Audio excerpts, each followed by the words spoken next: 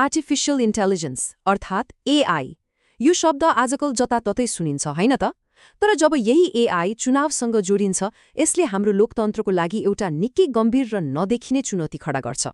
आज हामी यही चुनौतीको गहिराईमा पुग्नेछौँ। हामीलाई के लाग्छ? चुनाव भनेको भोट हाल्ने सकियो, हाम्रो मत नै सबैभन्दा ठूलो शक्ति हो। तर के आजको डिजिटल युगमा यो कुरा यतिमै सीमित छ त? सायद छैन। अबको लडाईँ मतपेटिकामा मात्रै होइन, यो त हाम्रो सोच, हाम्रो धारणामाथि कब्जा जमाउने लडाईँ हो। ल, अब सुरु गरौँ पहिलो खण्डबाट, निर्वाचनको नयाँ रणभूमि। यहाँ हामी के बुझ्छौँ भने आजको चुनाव प्रचार प्रसार र जुलुसभन्दा धेरै पर पुगिसकेको छ। अबको लडाईँ सडकमा भन्दा बढी डिजिटल स्पेसमा लडिन्छ, जहाँ सूचना र प्रविधि नै हतियार हुन्। र खतराको घण्टी यहीँ बज्छ। आगामी फागुन 21 को चुनावमा संज्ञानात्मक सुरक्षा अर्थात् कग्नेटिभ सिक्योरिटीमाथि सबैभन्दा ठूलो प्रहार हुँदैछ। अब यो शब्द सुन्दा अलि अप्ठ्यारो लाग्यो होला, तर सरल भाषामा भन्नुपर्दा यो हाम्रो सोच्ने, विश्लेषण गर्ने र के सही के गलत भनेर छुट्याउने क्षमतामाथिको आक्रमण हो, जहाँ प्रविधिले हाम्रो दिमागसँगै खेल्छ। अब लागौँ दोस्रो खण्डतिर, एआई यथार्थ कि भ्रम। अब हामी हेर्नेछौँ कि कसरी एआईले एउटा यस्तो दुनियाँ बनाइदिन्छ जहाँ वास्तविक के हो र काल्पनिक के हो भन्ने बीचको लाइन नै मेटिन्छ, र हामीलाई के पत्याउने के नपत्याउने भन्ने दुविधामा पारिदिन्छ। एआईको सबैभन्दा खतरनाक हतियार नै यही हो, यथार्थको भ्रम सृजना गर्नु। यसले यति सक्कली देखिने सामग्री बनाउन सक्छ कि के साँचो हो र के झुटो त्यो छुट्याउनै मुस्किल पर्छ। हामीलाई मनोरञ्जन जस्तो लाग्ने यस्ता सामग्रीले वास्तवमा हाम्रो थाहै नपाई एउटा गहिरो राजनीतिक भाष्य बनाइरहेका हुन्छन्। यसको एउटा एकदमै सान्दर्भिक उदाहरण हेरौँ न, बालिन शाहमाथि भएका एआई आक्रमणहरू। एकातिर उनलाई रक्सी पिएर ढलेको जस्तो देखिने नक्कली फोटो बनाएर चरित्र हत्या गर्ने प्रयास भयो। अर्कोतिर कहिले महाभारतको युद्धमा त कहिले बक्सिङ रिङमा देखाएर कि त उनलाई महान नायक कि त हारेको पात्रको रूपमा देखाउने रणनीतिक खेल खेलियो। यी दुवै प्रयासले मतदाताको भावनालाई कसरी सिधै निशाना बनाइन्छ भन्ने कुरा छलङ्ग पार्छ। त्यसो भए यस्तो भ्रामक सामग्री बनाउन के प्रयोग हुन्छ त? पहिलो हो डिपफेक, जसले पूरै नक्कली तर पत्याउनै नसकिने गरी वास्तविक देखिने भिडियो बनाउँछ। जनार्दन शर्माको भनिएको भिडियो यसको एउटा चर्चित उदाहरण हो। त्यस्तै चिपफेकले सक्कली भिडियोको सानो अंशलाई तोडमोड गरेर त्यसको अर्थ नै बदलिदिन्छ। र एआई भोइस क्लोनिङले त नेताको आवाज नै दुरुस्तै नक्कल गरेर मानिसहरूको विश्वासमाथि नै खेलवाड गर्छ। अब लागौँ तेस्रो खण्डमा, 4D डिजिटल आक्रमण। अब हामी साइबर सुरक्षा विज्ञ डाक्टर राजीव सुब्बाले तयार पार्नु भएको एउटा मोडल हेर्नेछौँ। यसले हामीलाई चुनावको बेला हुने डिजिटल आक्रमणका 4 प्रमुख तरिकाहरूलाई सजिलैसँग बुझ्न मद्दत गर्छ। डाक्टर सुब्बाको 4D मोडलको पहिलो डी हो डिडस आक्रमण। यो सुन्दा अलि प्राविधिक लाग्न सक्छ, तर यसलाई यसरी बुझौँ।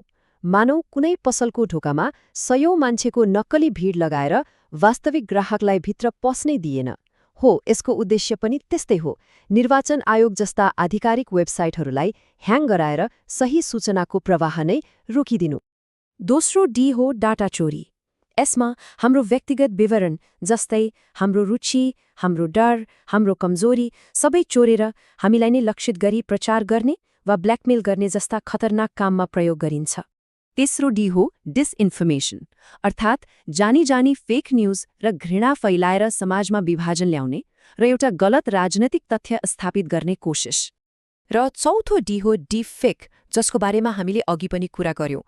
यसले उच्चस्तरीय नक्कली अडियो भिडियो मार्फत मतदाताको विवेकलाई नै भ्रमित पार्ने काम गर्छ। र यी सबै डीले हामीलाई एउटा महत्त्वपूर्ण निचोडमा पुर्याउँछ। एक वरिष्ठ विश्लेषकले भने जस्तै सबैभन्दा ठूलो रणनीतिक जोखिम डेटा ब्रिच होइन, ट्रस्ट ब्रिच हो।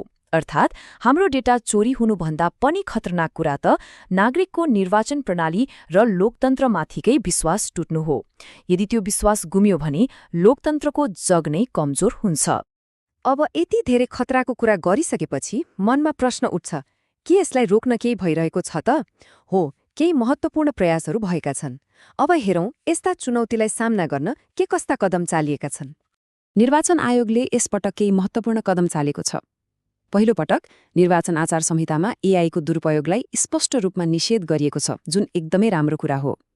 आयोगले UNDP र द एसिया फाउन्डेसन जस्ता अन्तर्राष्ट्रिय निकायको प्राविधिक सहयोगमा एउटा सूचना केन्द्र पनि स्थापना गरेको छ र मेटा र टिकटक जस्ता प्लेटफर्महरूसँग हानिकारक सामग्री तुरन्त हटाउन सिधै समन्वय पनि गरिरहेको छ। तर एउटा कुरा के बुझ्नुपर्छ भने निर्वाचन आयोग वा सरकारले मात्रै यो लडाईँ जित्न सक्दैन। जतिसुकै संस्थागत प्रयास भए पनि यो डिजिटल रणभूमिको अन्तिम र सबैभन्दा बलियो रक्षा कवच भनेको हामी आफै हौं, सचेत नागरिक र जिम्मेवार सञ्चार जगत। र यही कुराले हामीलाई हाम्रो अन्तिम तर सायद सबैभन्दा महत्त्वपूर्ण खण्डमा ल्याइपुर्याउँछ, जागरुक मतदाता, अन्तिम प्रतिरक्षा। यहाँ संस्थाको भूमिका सकिन्छ र हाम्रो जिम्मेवारी सुरु हुन्छ। केही प्रणालीगत चुनौतीहरू अझै बाँकी नै छन्। अब उम्मेद्वारहरूले नीतिमा भन्दा AI आक्रमणको प्रतिरक्षामा ठूलो पैसा खर्च गर्नुपर्ने अवस्था छ, जसले गर्दा चुनाव पुँजी आधारित बन्ने जोखिम बढेको छ। अर्कोतर्फ नेपालमा राज्य स्तरमा आधिकारिक तथ्य जाँच गर्ने निकायको पनि अभाव छ र AI विज्ञ दोभान राईले औल्याए जस्तै यस्ता आक्रमणको निशानामा प्राय युवा, महिला र सीमान्तकृत समुदाय बढी पर्ने गर्छन्। त्यसो भए समाधान के त? समाधान एउटा नयाँ संस्कृतिमा छ, एउटा नयाँ बानीमा छ।